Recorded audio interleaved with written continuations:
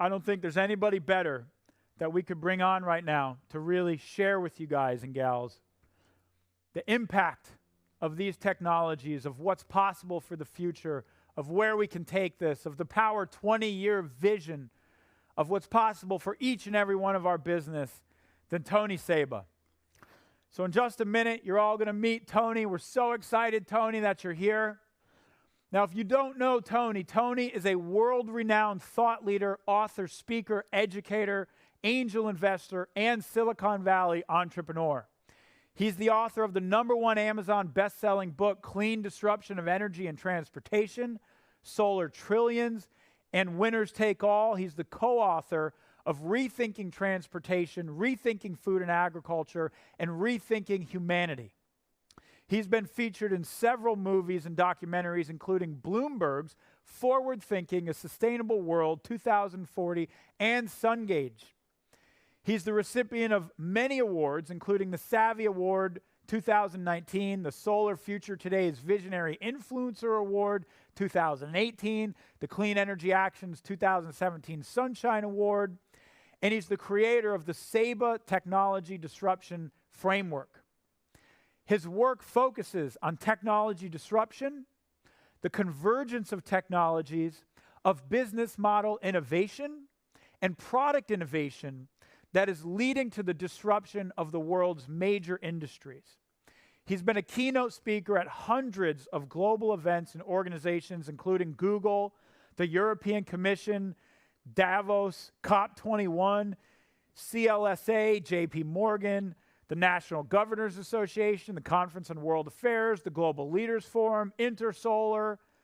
He's taught thousands of entrepreneurs and corporate leaders at Stanford Continuing Studies. He has a Stanford MBA and an MIT degree in computer science and engineering. Mr. Tony Seba, we are so grateful, so honored to have you here, my friend. How are you doing this morning? Doing great. Thank you. So good being here. Oh, Tony, we appreciate you so much. And I just want to say personally, the impact that your work had on my life and on the vision of Powur and on really helping us clarify the direction that we needed to take this company and really, you know, what was possible for us. So thank you so much, Tony. From the bottom of my heart, I really appreciate you. It's my pleasure. And without further ado, I will get out of your way. Thank you, Jonathan. Thank you, the Powur team. We're on the cusp of the fastest, deepest transformation of civilization in history. In the 2020s, essentially over the next 10 years, key technologies will converge to completely disrupt the 5 foundational sectors of the economy. And with them, every other sector across the board: energy, transportation, information, food, materials. These are the 5 sectors that have transformed humanity throughout history. The implications for these disruptions are dramatic. Geopolitics, cities, everything will be transformed. Production costs will fall by 10x. Waste is going to fall by about 10x. And just for the record, this is not another industrial revolution. This is a transformation for humanity to potentially the age of freedom. Today, and over the last 10,000 years, we have lived in a world that I call the extraction system of production, where the building blocks are coal and oil and gas and livestock. But what we're about to create is a creation system of production, where the building blocks are photons and electrons and bits and DNA. For the first time in history, we'll be able to solve the world's most intractable issues at once and at a fraction of the cost that we're paying now for the existing system. So let me walk you first through the history of humanity in 5 minutes. So for about 200,000 years, or so, humanity, human beings, could only organize about 100 people at a time. This is what I call societal capabilities. So the largest human settlement size was about hundreds, and that did not change for hundreds of thousands of years. And then suddenly, about 10,000 years ago, something happened. And over the last 10,000 years, we have increased. So societal capabilities is what we're capable of achieving, how many people we can clothe and feed and fuel. That's societal capabilities. The largest settlement size went up from 100 to 1,000, and then 10,000, 100,000, 1,000,000, and we're now in the tens of millions. What has enabled all of these dramatic changes to society?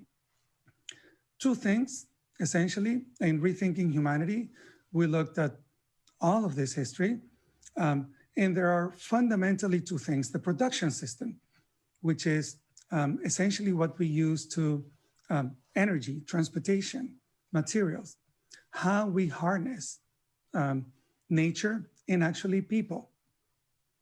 The sad thing about the last 10,000 years, the extraction system of production, is that it's an exploit or be exploited system.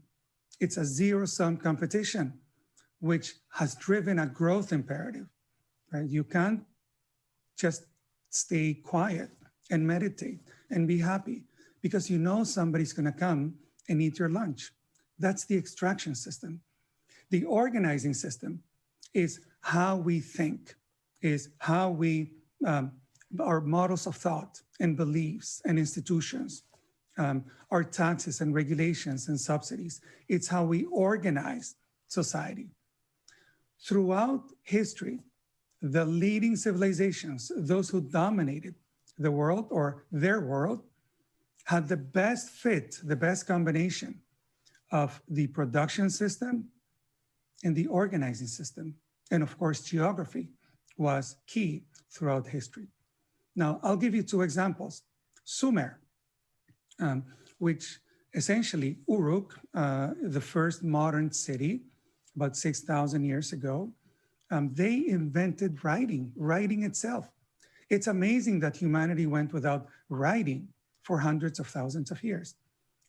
They started using copper, draft animals, and so on. These are the 5 foundational, basically sectors of the economy. And they had 10x improvements in all 5.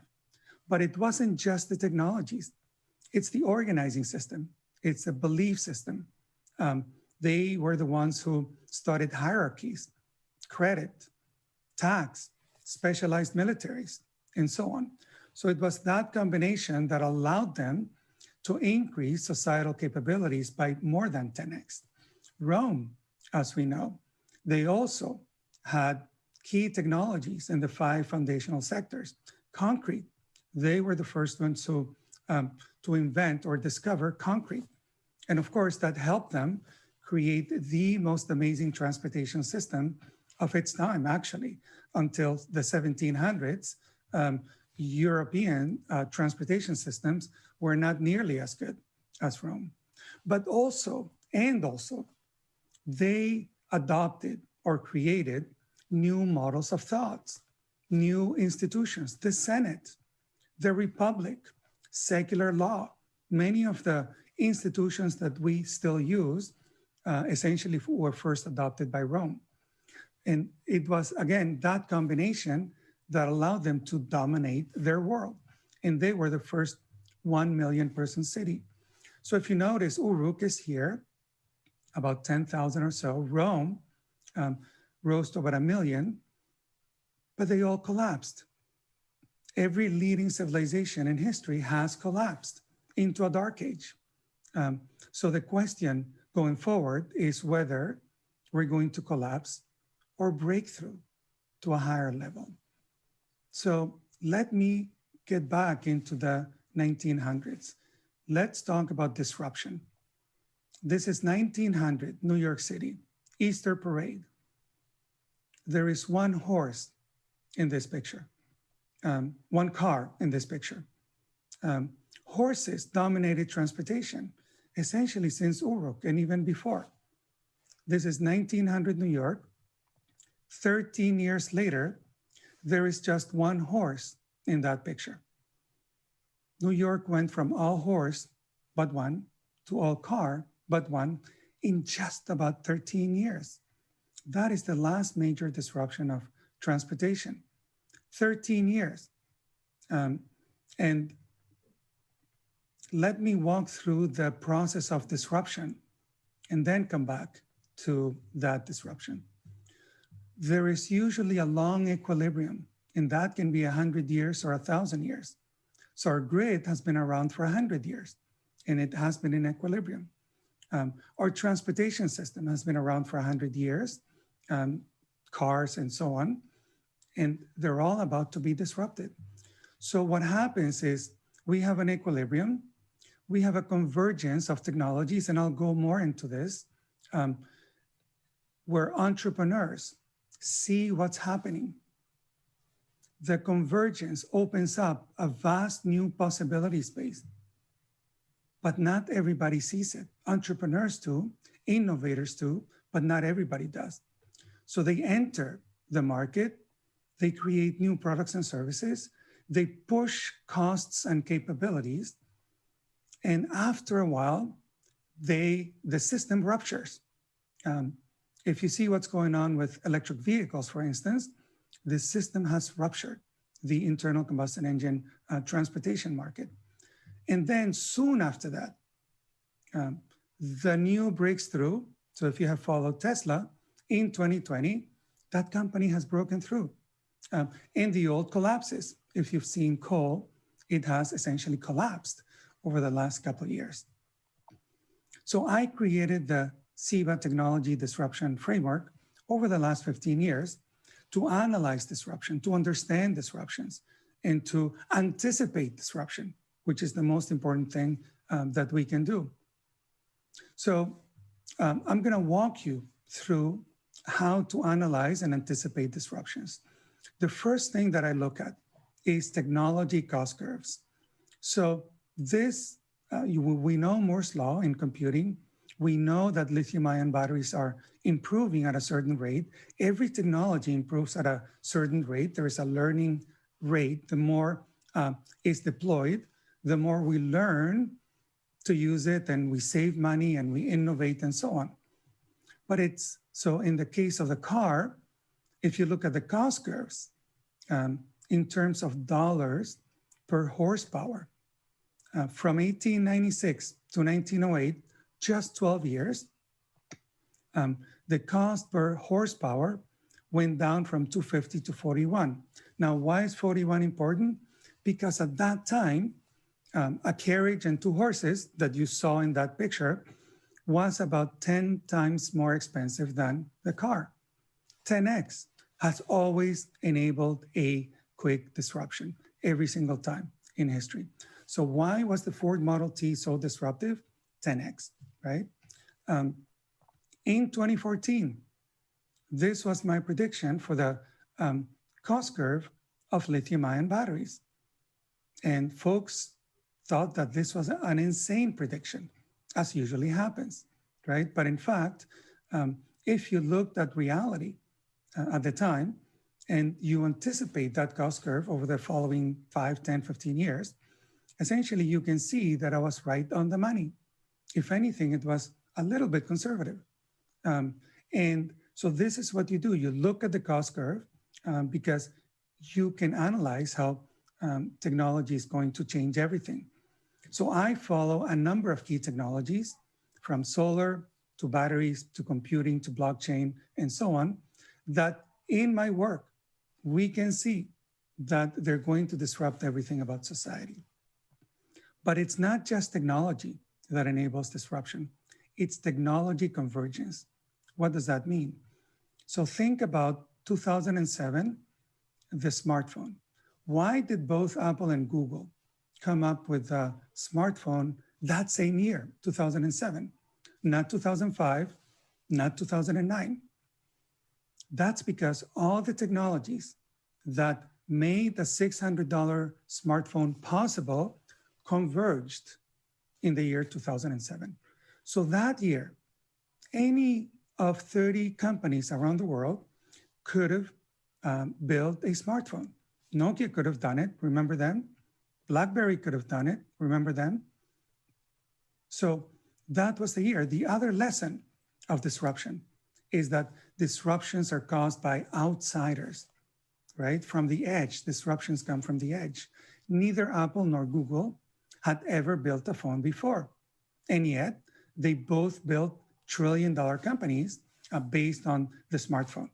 So it's outsiders who enable disruptions. And in the case of the car, it was also enabled by a disruption. Rubber, tires, steel, combustion engine, and so on. All of these things converged in the early 1900s, and boom, there was that disruption. Now, S-curves, adoption S-curves. The car in the early 1900s went from almost nothing to 95% of the US market for transportation inside of 20 years. That's the whole US, not just New York. Within 20 years.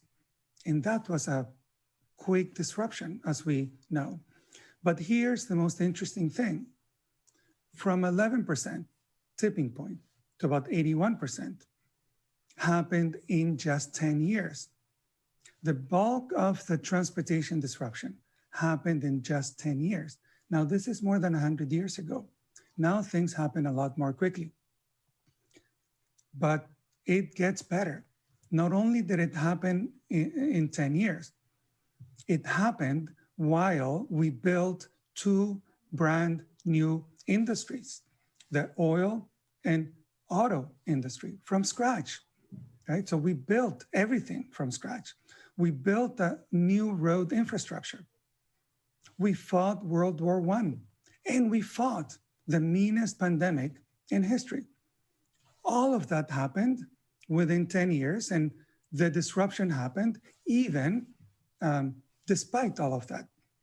So any excuse that technology disruptions can't happen, that infrastructure cannot be disrupted within 10 years, means that it's just an excuse. They're not looking at the real evidence. And like I said, and like you can feel, technology is going faster and faster and faster. And you feel it because it's true. All of these S-curves, it used to be S-curves, and now they look more like J-curves, right? I mean, success happens very quickly. Collapse also happens very quickly. Now, why don't we hear this from the mainstream, right? GE, let me give you that example. In 2000, GE was one of the premier industrial companies of the 20th century. And yet, in 2017 and 18, they nearly collapsed. They nearly went bankrupt. Their market cap went down by about $200 billion. Why? Because they bet on the thermal power market, gas, coal, nukes, and so on, right? This collapse of GE supposedly caught them entirely by surprise. How is that possible?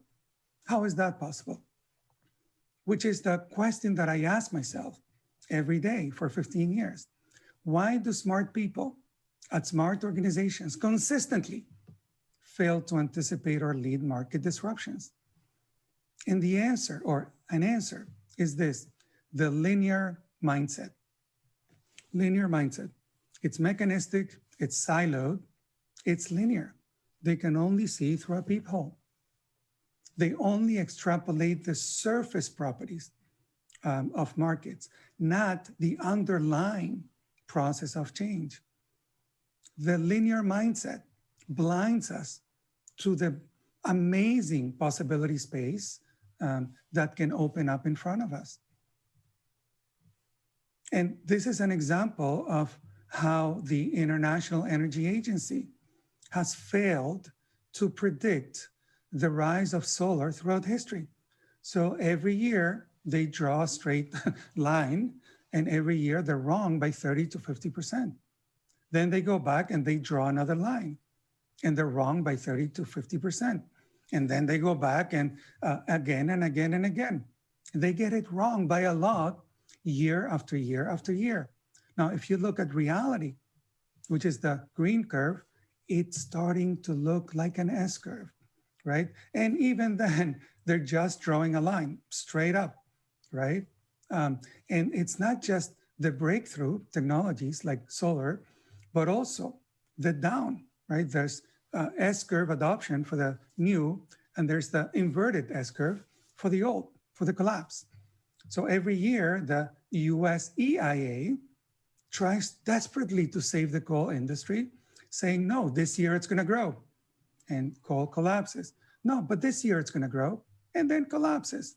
And then, no, but this year it's gonna grow, and so on and so forth. But if you look at the real curve for coal, it looks like a collapse curve.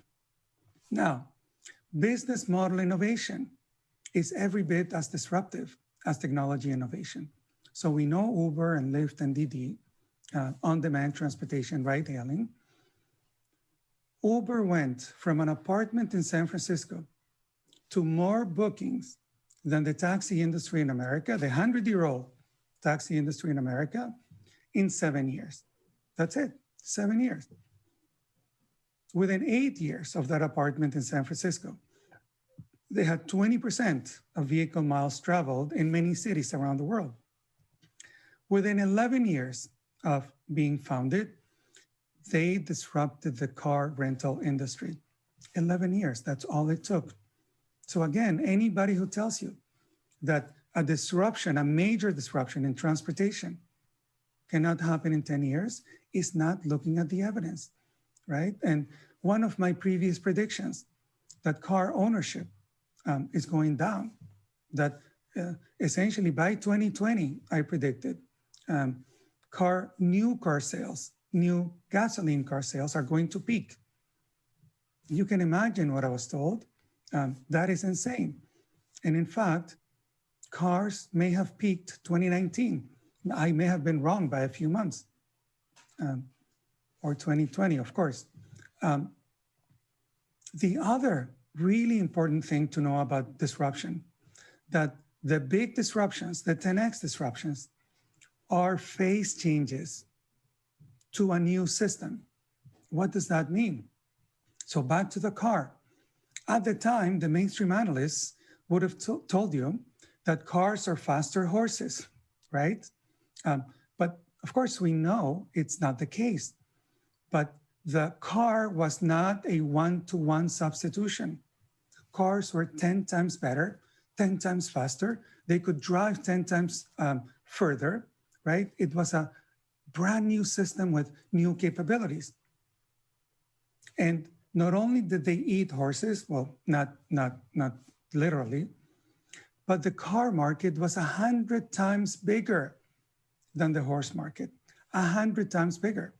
So it was a different system, different metrics, different properties, and 100 times bigger, right? So this is what a phase change means.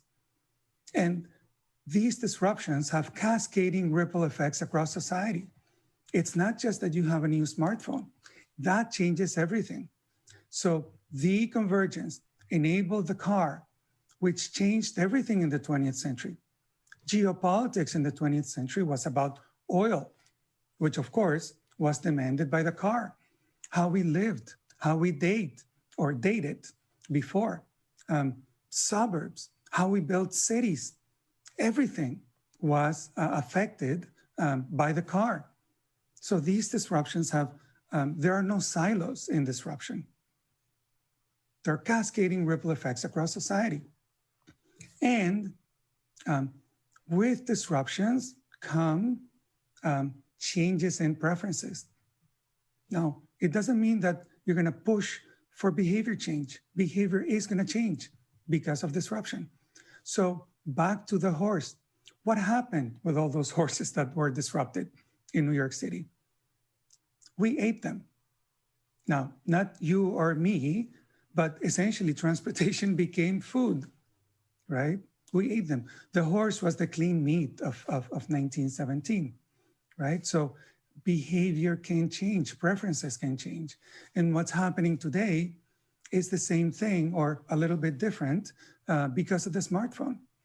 So the disruption of the internal combustion engine automobile is not just about the cost, and I'll get to that in a second. It's also about the value. The value of the car is being unbundled by the smartphone.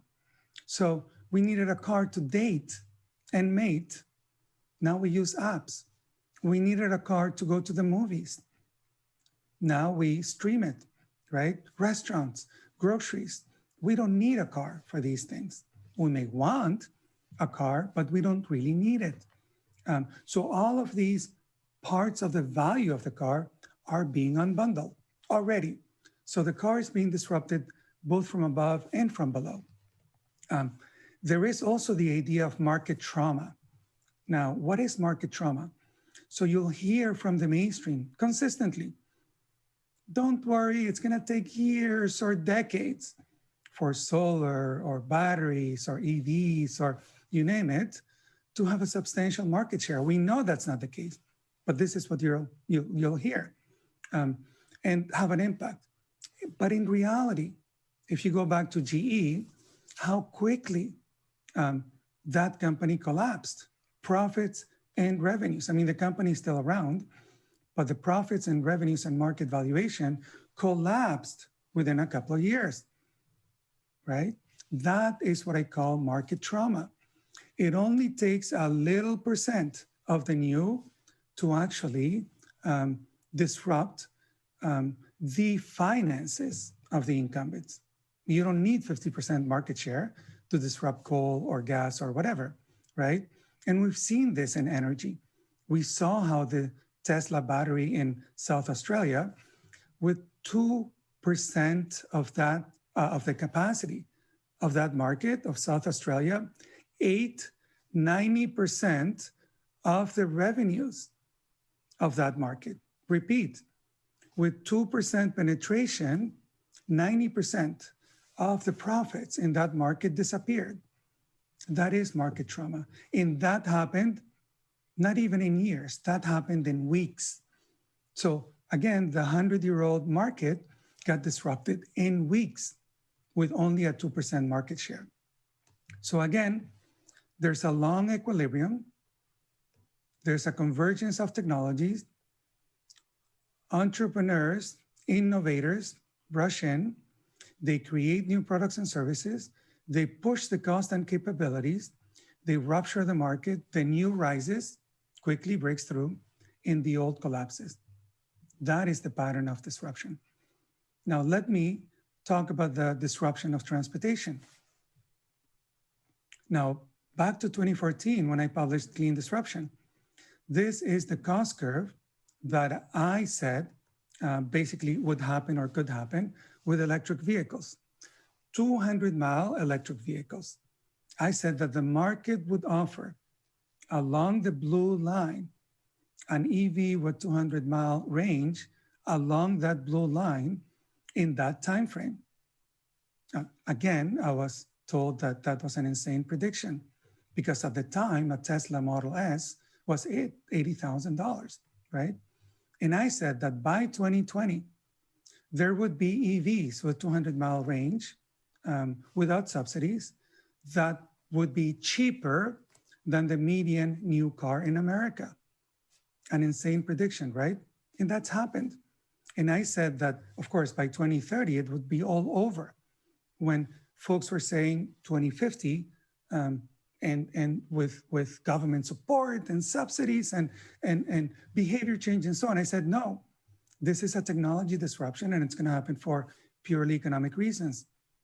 But if you follow this, by 2025, there should be $12,000 EVs with 200-mile range. Think about that, right? And the market's taking it that way. And again, I was called insane, right? But in China today, you already have those cars, right? So it's already happening around the world. So if anything, this prediction may have been a little conservative. And that's normal. when you call a disruption, when you understand the disruption 5, 10, 15 years ahead of time. But essentially what this means is that no gasoline vehicles will be financially viable by 2025, not even 2030, 2025, right? So get ready for that. And again, this is not a one-to-one substitution. So folks are only talking about the initial price of vehicles.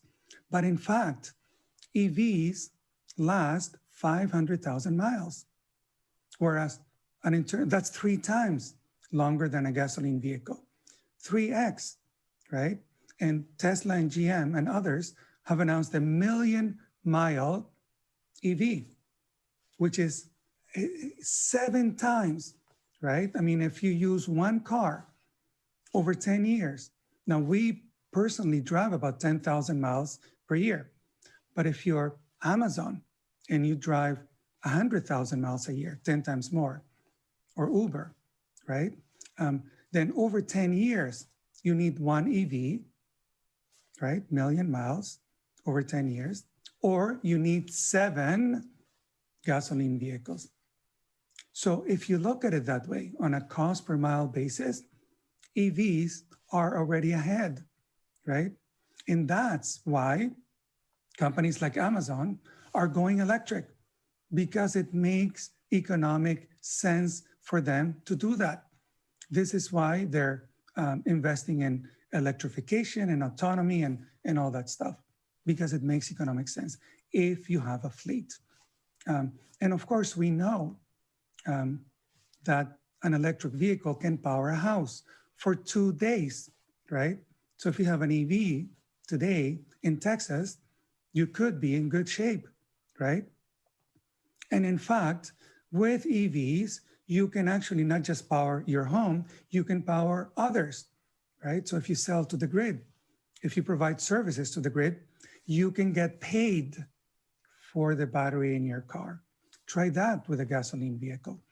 Now, it's not just electric, it's autonomous. And I won't go into the details, but we see the media about dozens and dozens of transportation companies and even technology companies like Apple getting into the space. Why are they investing so much money to get into autonomous technology? And is it going to happen anytime soon? Now, let's look at the cost curve of supercomputing. So you need supercomputing in the trunk of the car to be able to drive it autonomously. This is the world's most powerful supercomputer 21 years ago, in the year 2000. And this was 1 trillion operations per second, right? So 1 trillion operations per second. And it was the size of that room. And it cost almost $50 million. So 1 trillion operations, 50 million. Now, if you have the Apple iPad now, you have 5 trillion operations per second for free. So we went from 1 teraflops for 50 million to essentially 5 for free, right? Same thing is happening to LiDAR. Even the iPad has LiDAR now, which is another technology. The other important thing to remember about autonomous technology, you see dozens of companies doing it. And some of them are saying, well, we won't be ready until 2025 or 2028 or whatever. Well, it doesn't really matter. Why? Because this is an operating system. This is a platform, right? Autonomous technology is a platform. AVs and EVs are computers on wheels. So if you look at the history of computers, you learn a couple of things. One is that you're not going to wait for 20 people to come into the market. Once you're ready, you're off to the races, right? Apple did not wait for anybody else before it launched the iPhone, right? So all you need is one, like a spouse. All you need is one, and you're off to the races, right? And the other lesson is that 2 companies are going to take 90+% of this market. So if you look at history, Windows plus Apple iOS plus Mac, Android and iOS, essentially two companies have taken more than 90% of those markets. And that's because of the network externalities, right? So maybe there's gonna be a third, like Linux or whatever. But AVs, all you need is one, and you're off to the races. And in the end, there's gonna be 2 or 3 companies that succeed. And when I talk about autonomy, I talk about anything on wheels. And this is not a one-to-one substitution. There are gonna be all kinds of new types of vehicle that we haven't even thought about that are going to be autonomous. But all the vehicles, trucks, food delivery, wheelchair are going to be essentially, because this is an operating system. Everything is gonna change, right?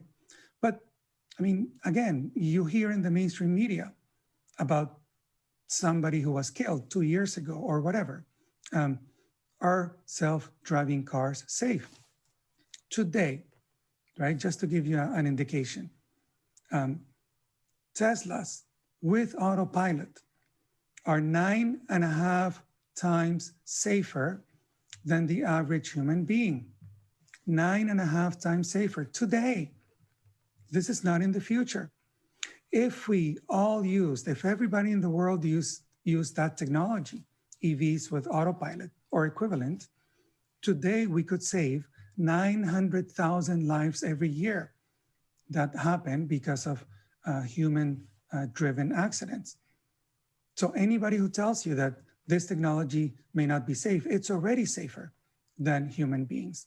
Now, I talked about ride-hailing, I talked about electric vehicles and about autonomous vehicles. The disruption is the convergence of those 3 things: on-demand, ride-hailing, autonomous, electric vehicles, AEVs. So think about an Uber or a Tesla or a Google robotaxi, owned by fleets. Why fleets? I'll tell you why. I mean, one, it makes more economic sense for them.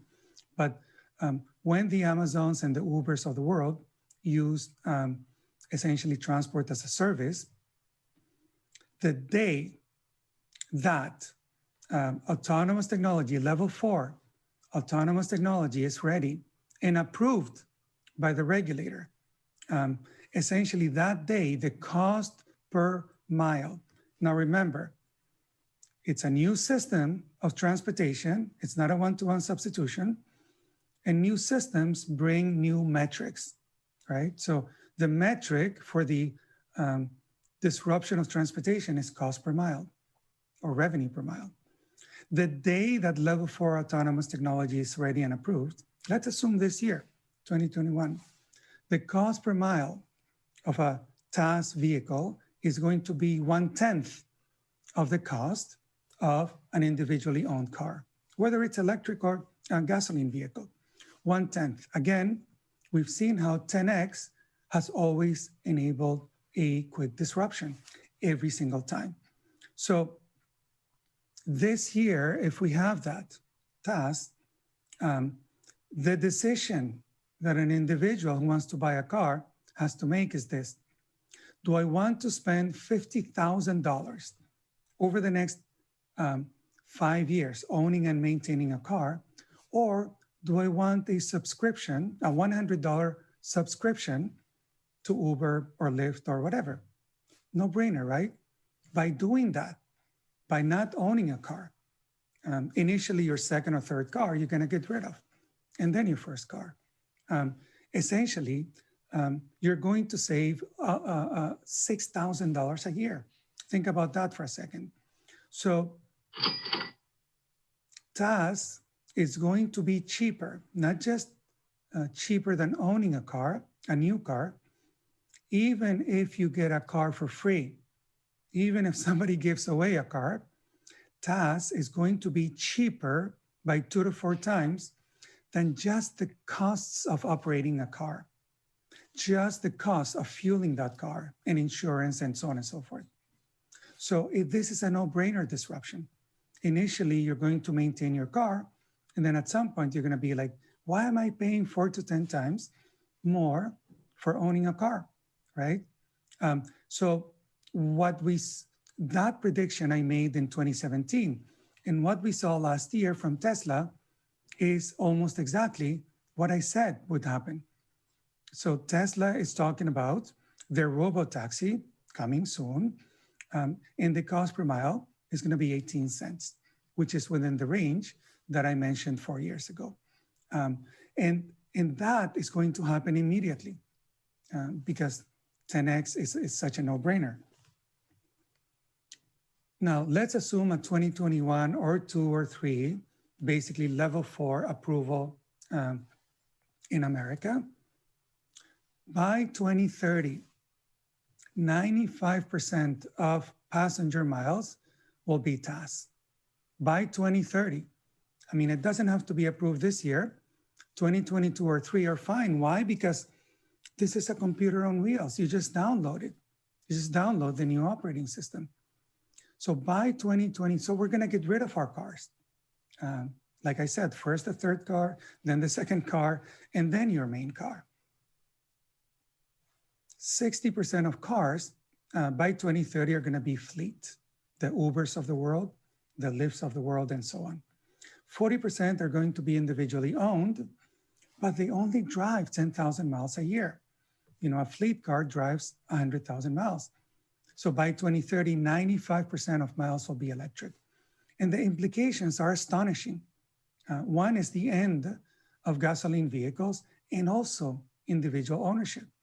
Financial, you're going to save $6,000 a year. Think about that. That's $1 trillion boost to the economy. That's equivalent to 10 to 18% increase in your wages, right? The fleet, the US car fleet, is going to shrink by 80% because you're going to have fewer cars driving 100,000 miles per year rather than a lot of cars driving 10,000 miles a year. So the fleet is going to shrink dramatically by 80%. We don't need new highways. We have too many highways, right? We're going to have a lot fewer cars within 10 years.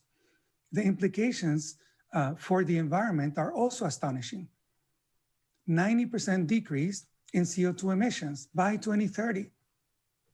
This is not going to cost. We're going to get money back, right? We're going to get $6,000 back, each one of us. Essentially, CO2 emissions are going to go down by 90%.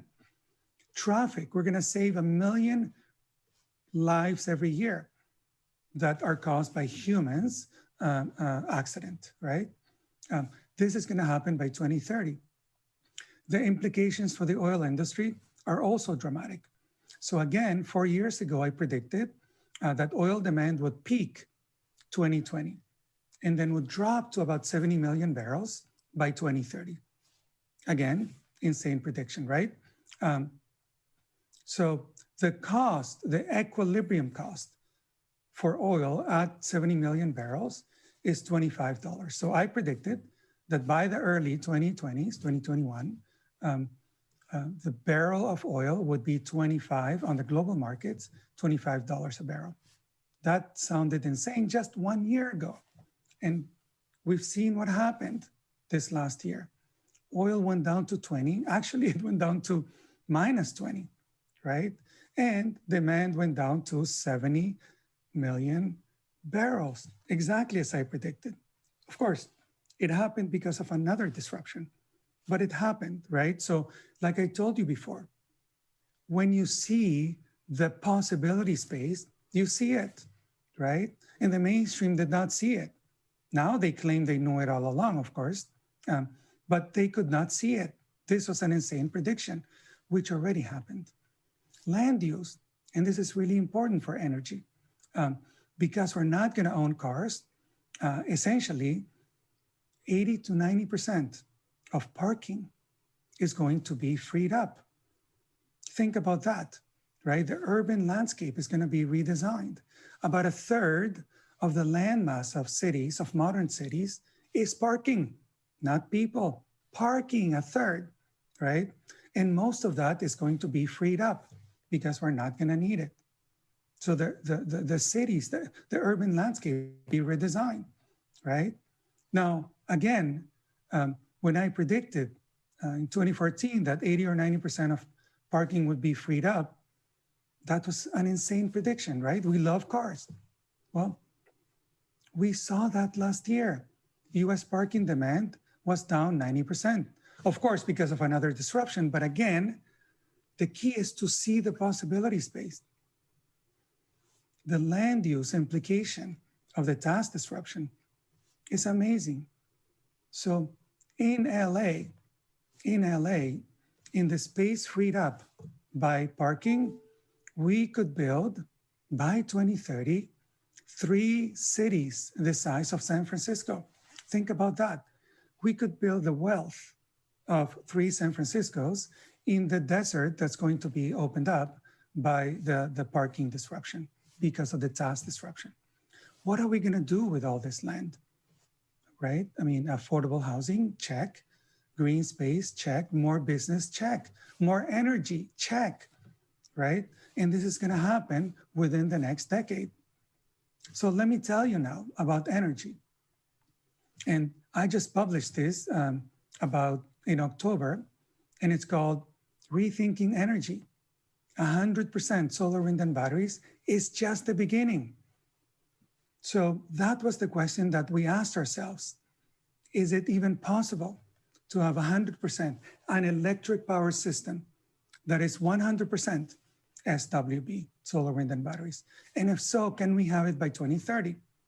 So let's look at the technology cost curves.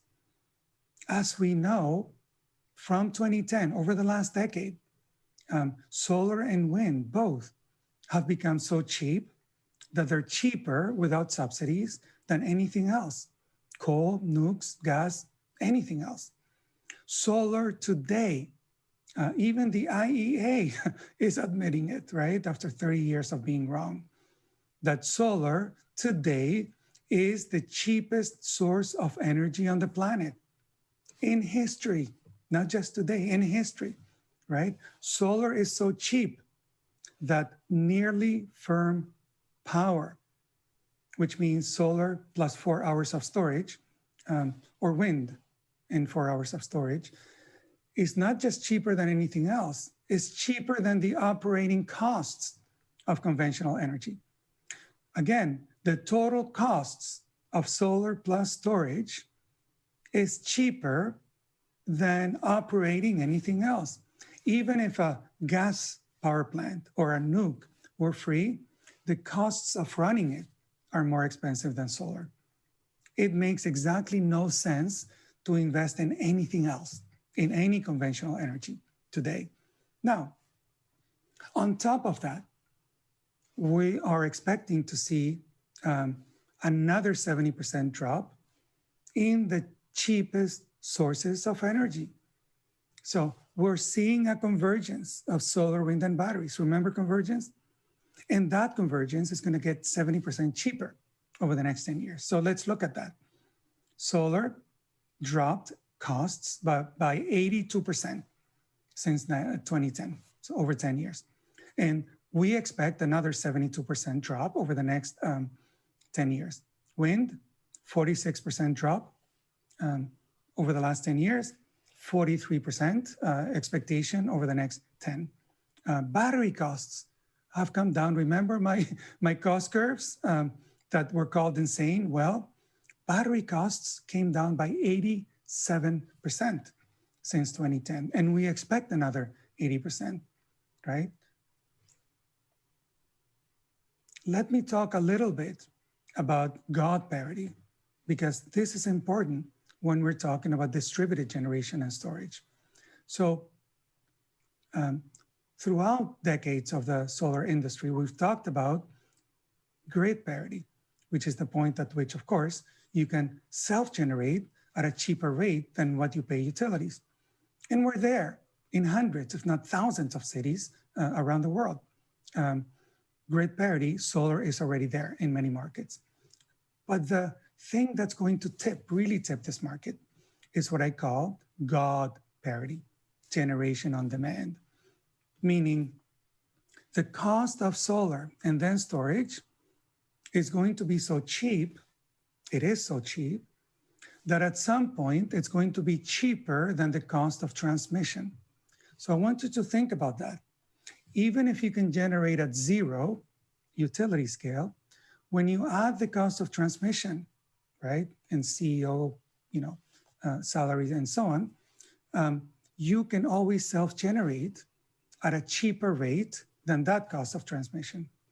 So at that point, it becomes in everyone's best selfish economic interest. By everyone, I mean families, residential, commercial, industrial, to have rooftop solar plus storage because it makes economic sense to them. And that's why you're seeing companies from Amazon to Apple to Google and so on going all solar, right? Because it makes economic sense to them. So back to the question, is 100% SWB possible by 2030? And if so, how much is it gonna be? So what we did, what my team did, was we took a couple of years of real world hourly solar plus wind generation. So we didn't just look at the weather, we looked at the actual generation hourly, and also the demand from those markets. And we extrapolated the generation to see how or if we could do 100% SWB, right? Because utilities will tell you, no, it's not possible, or they'll tell you it's gonna cost tens of trillions or whatever. And we started doing the analysis for New England, which has the worst combination of sunshine and wind resources, California and Texas. And what we found was astonishing. So let me introduce you to the clean energy U-curve. What we found was that, yes, there are thousands of electric power system designs that are 100% solar, wind, and batteries. Thousands of possibilities. Big possibility space, remember? But here's the thing. This is not a linear one-to-one substitution of the existing power system where you swap out a coal power plant and you swap in solar power plant. There is a non-linear trade-off between generation and storage. So this is the U-curve, and there is a non-linear relationship. What we found is that if your capacity for solar and wind are a lot larger than what we use today, then you can have a lot less storage, right? So there is a lot of propaganda out there about seasonal storage. We need weeks or months of storage between seasons. No, we don't, right? What we found was that this is the least cost system. So we have to choose one of these along the U-curve, right? But the least cost system has 4 times the solar plus wind capacity that we use today, right? So we have the peak, and this is 4 times. What we found for several markets is that the sweet spot, the least cost system, would need about 3 to 5 times more capacity than we use today. And in exchange, we need a lot less storage.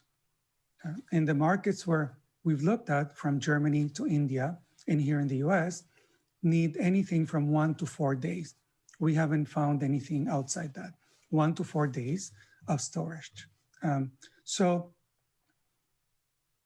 in the United States, in these 3 markets, by 2030, if we start building that system today in 2021, the 100% SWB system is the cheapest possible electric power system, period, by 2030, right?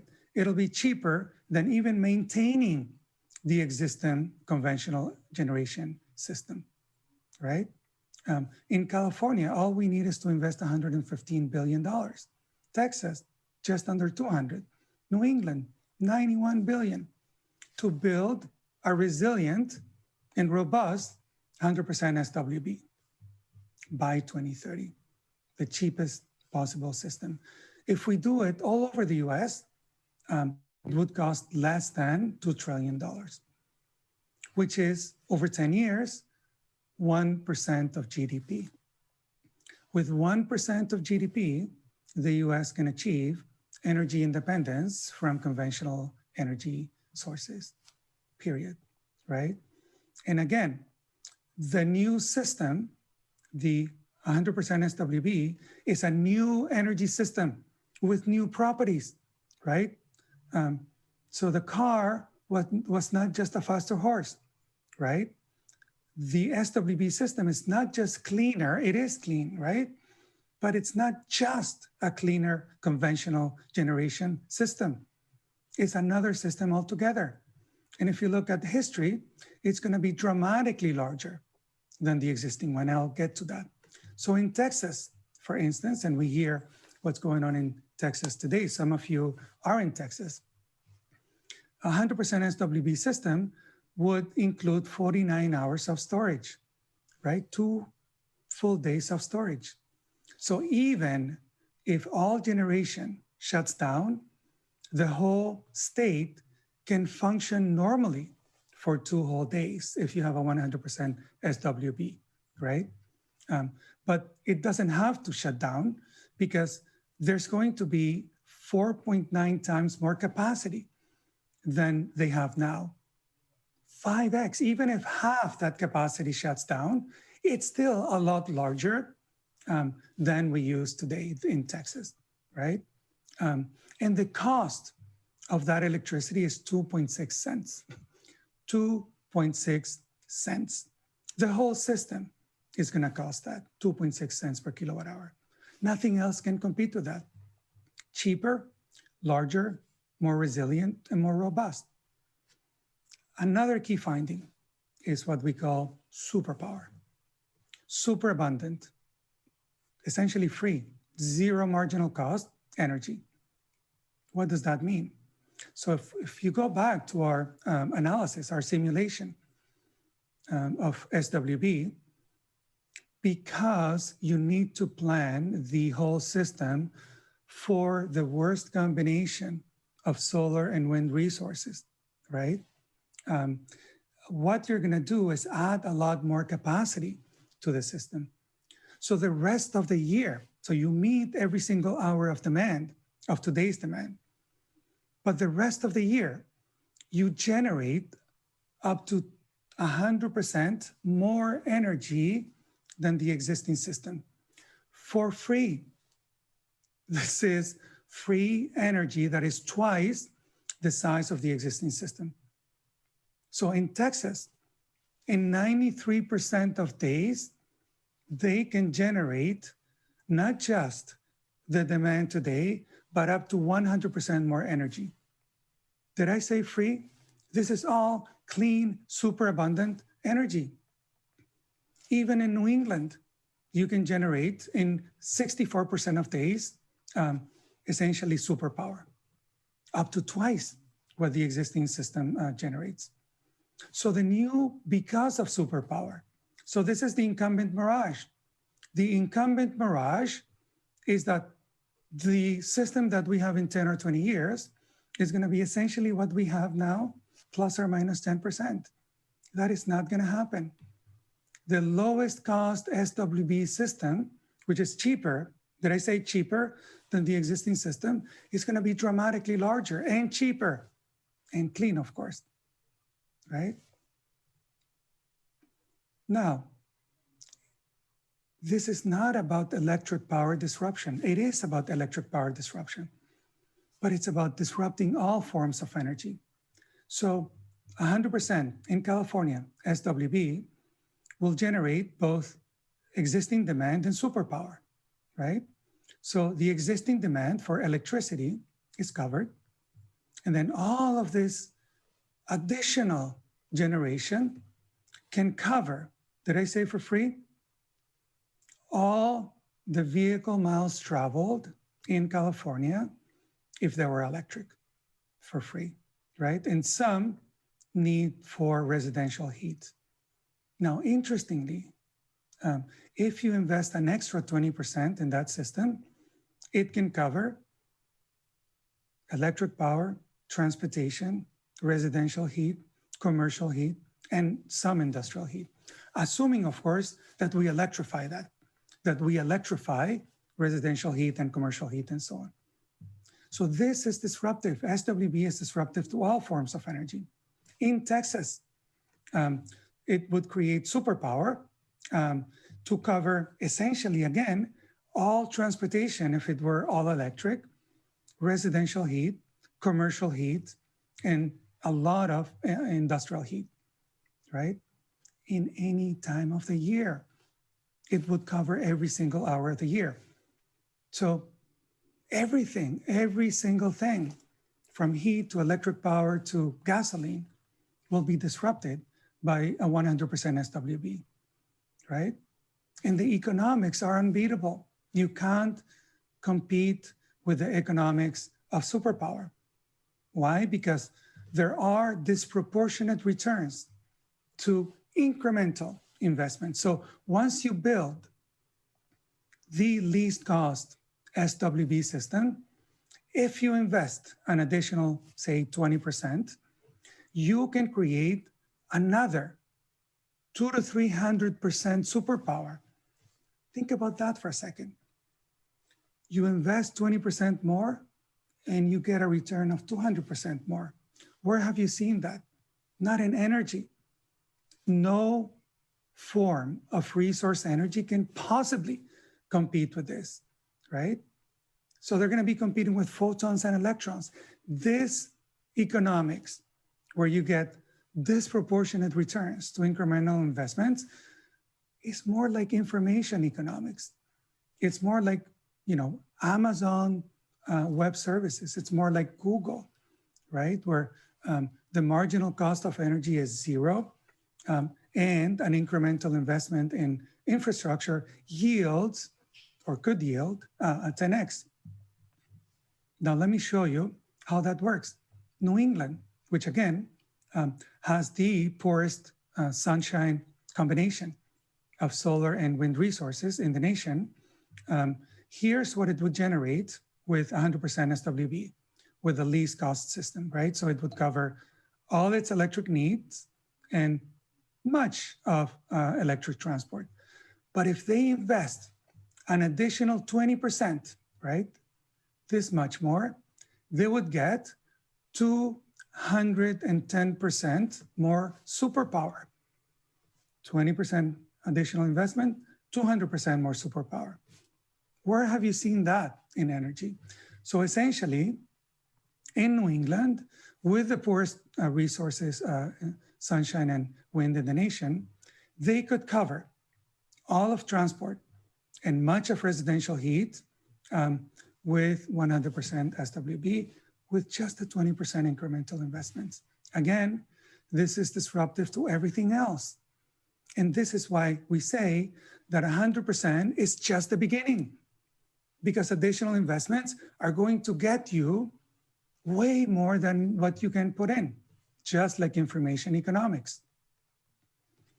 Every time we have seen abundant energy, we have seen prosperity. Every time in history where we have seen abundant and affordable energy, we have seen prosperity. And this time is no different, right? So we're on the cusp of achieving super abundant, cheap, and clean energy. And that's super prosperity. That's the age of creation. This is the only way, right, for us to solve all the United Nations or most sustainable development goals, right? We can solve water. We can solve heat. We can solve materials. We can solve poverty, environmental degradation, right? This is the only way to do it, right? And did I say we're going to get money back for solving all of these things at the same time? Again, it's not going to cost a lot of money, like they say. We're going to save money. So to summarize the coming disruption of energy, 100% solar, wind, and batteries is possible by 2030. Not just is it possible, it's the cheapest energy system, not just electricity system, by 2030 if we start investing today. The clean energy U-curve shows us that this is not a linear one-to-one substitution. There is a non-linear trade-off between generation and storage. And solar is so cheap that if we have a lot more capacity for solar, essentially we can have a lot less storage. And that's of course because today's, on a relative basis, solar is a lot cheaper, right? A lot more solar is a lot cheaper than a lot more storage, right? So there is that non-linear trade-off. Superpower, super abundant, zero marginal cost electricity is disruptive, not just to electricity, not just to coal and nuclear. Yes, it's disruptive to coal and nuclear and so on. It's also disruptive to heat, to natural gas heat, right? To propane heat, and all sources of heat. And because of the unbeatable economics, where if you invest an additional 20%, you get up to 200% more superpower, more resembling information economics, 100% is just the beginning. So let me summarize. We are on the cusp of the fastest, deepest, most consequential transformation of humanity in history. We saw throughout history how leading civilizations in the past, or briefly saw, went up to a higher order, 10x, right? Because of that convergence of technologies and organizing system.